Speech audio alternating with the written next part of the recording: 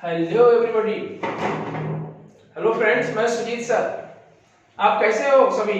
एक बार पुनः क्लास 9 के चैप्टर वर्किंग ऑफ इंस्टीट्यूशन पर हम पूरा डिस्कस करने के लिए आए हैं। बच्चों, हम लोगों ने गवर्नमेंट के ऑर्गन में 3 चीजों को देखा: लेजिस्लेचर, एग्जीक्यूटिव, जुडिशरी। 3 पार्ट्स होते हैं और 2 चीजों को हम लोगों ने अच्छे से समझ लिया: लेजिस्लेचर and executive.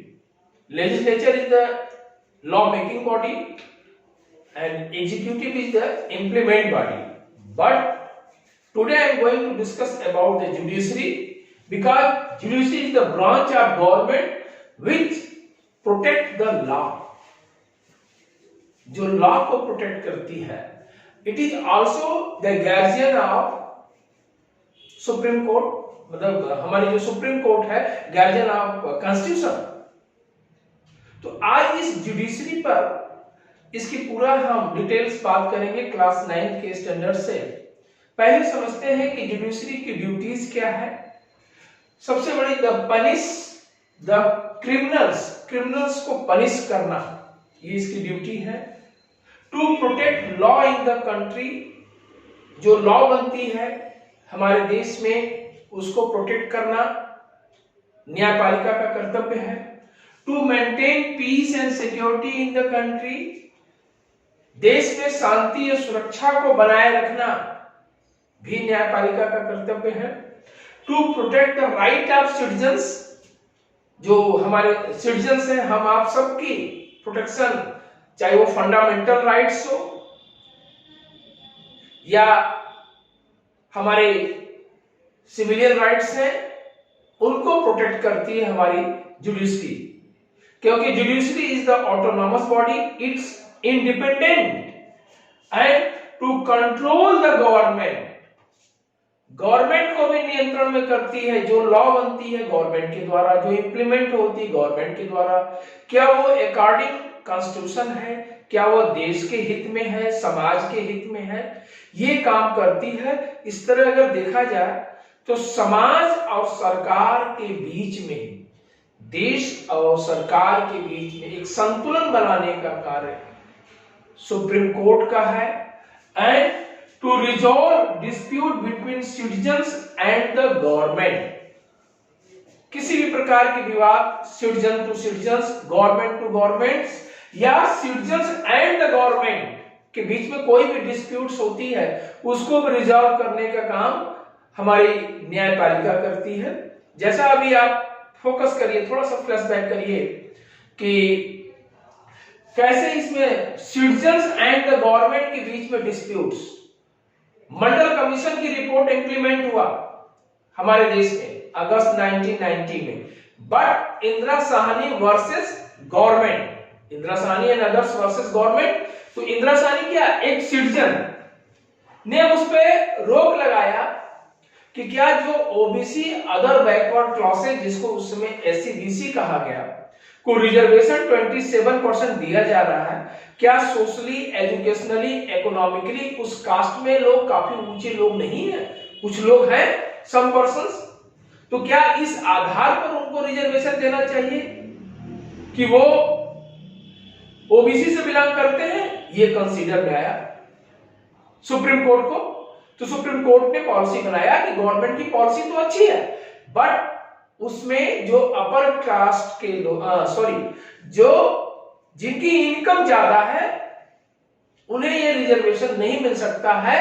तो वो क्रीमीलेयर की कंडीशन में आ गया कि ओबीसी में जो क्रीमीलेयर्स होते हैं, क्रीमीलेयर्स कौन है वर्तमान में समझिए, 8 lakh and above regular annual जिनकी इनकम होती है, उन्हें क्रीमीलेयर में लाया गया।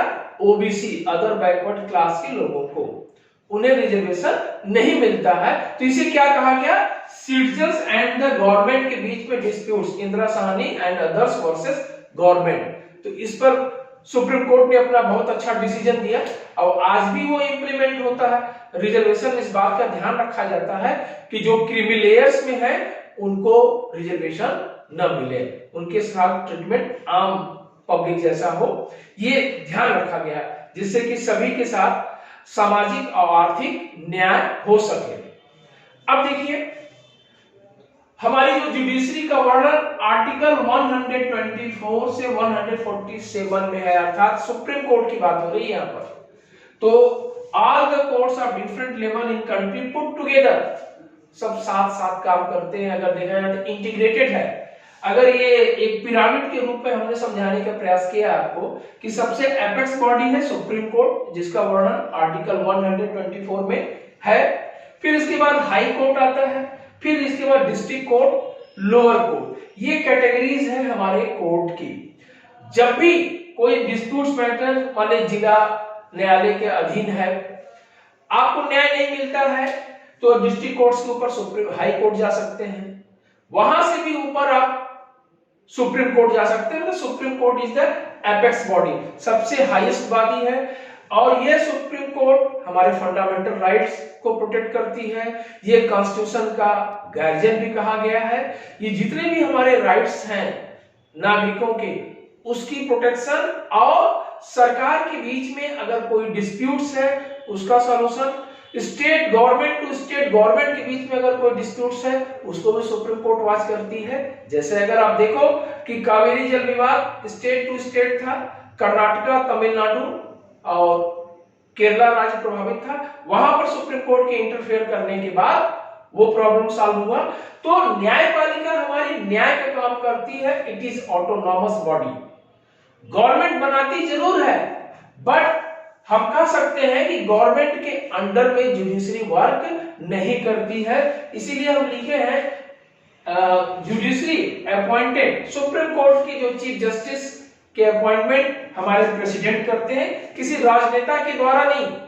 एक कॉलेजियम फॉर्म होता है, उसको बनाया जाता है, उसमें सम्मानित लोग होते हैं, बड़े सीनियर मोस्ट गवर्नमेंट का कोई एक व्यक्ति हो सकता है, और भी 2 कमेटीज बना करके सीनियर मोस्ट प्राय देखा गया है कि चीफ जस्टिस ऑफ इंडिया बनता है।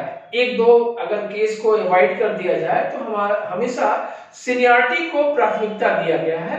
जैसे बात करें 1975 में A.N. रॉ, अजित नाथ राय सीनियर सुप्रीम कोर्ट के जज नहीं थे, लेकिन उन्हें गवर्नमेंट ने डिसीजन लेकर के चीफ जस्टिस ऑफ इंडिया बनाया था। एक बार और भी ऐसा हुआ था एस.डी. हिदायतुल्लाह के समय। लेकिन प्राय इस बात का ध्यान रखा जाता है कि जो सुप्रीम कोर्ट का सबसे सीनियर जज होगा वही चीफ जस्टिस ऑफ इंडिया बनता है, जिसका अपॉइंटमेंट प्रेसिडेंट के द्वारा होता है। जैसे जैसे हायर क्लास में जाएंगे इसके विषय में आप और अच्छे से जानेंगे। अब बात आती है सुप्रीम कोर्ट के जज की अपॉइंटमेंट जितना इंपॉर्टेंट होता है बच्चों, टेढ़ी खीर है, उतना ही इनको हटाना, चाहे सुप्रीम कोर्ट के जजेस हो या हाई कोर्ट के जजेस हो, इन्हें हटाना बहुत टेढ़ी खीर है। इम्पीचमेंट के द्वारा, महाभियोग के द्वारा हटाया जा सकता है, वो भी लोकसभा राज्यसभा के 2/3 बहुमत से पास होना चाहिए, तब ये संभव है। इतनी कार्रवाइयों के बाद प्रेसिडेंट उन्हें उनके पद से विमुक्त करता है, वो भी तब जब ये लगता है कि सुप्रीम कोर्ट या हाई कोर्ट के जज ने अपने पद का दुरुपयोग किया है। ऐसा एक आध बार देखने को आया है, लेकिन प्रॉपर वे में महाभियोग की कार्रवाई हो नहीं पाई, क्योंकि ये इतना टेढ़ी है। और सम्मान भी है सुप्रीम कोर्ट का, एक ऑटोनॉमस बॉडी है, देश की जनता, सरकार सबकी उस पर निगाह रहती है। इसीलिए जज प्राय इस बात का ध्यान रखते हैं कि हम जिस न्याय की कुर्सी पे बैठे हैं, जनता ही हमें बैठाई कहीं न कहीं से, और जनता हो या पूरे देश के नागरिक हो, सरकार है हमसे बड़ी उम्मीद लगाकर रखे हैं। तो इसका भी हमेशा ध्यान में हमारी न्यायपालिका रखती है। अब बात करते हैं कि powers of the supreme court, ये ड्यूटीज भी हैं, उनके कर्तव्य हैं, वर्क भी है। 3 चीजें बहुत क्लियर है। एक होता है सुप्रीम कोर्ट की पावर में ओरिजिनल ज्यूरिडिक्शंस, एक एपिलिएट ज्यूरिडिक्शंस।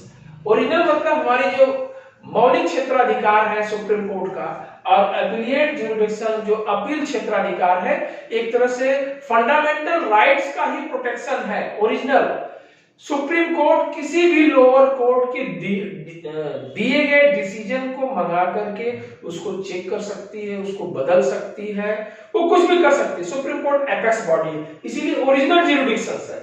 प्रारंभिक क्षेत्राधिकार के अंतर्गत या उसकी मौलिक क्षेत्राधिकार के अंतर्गत ये बात आती है, हाई कोर्ट के दिए गए डिसीजन को भी वो बदल सकती है।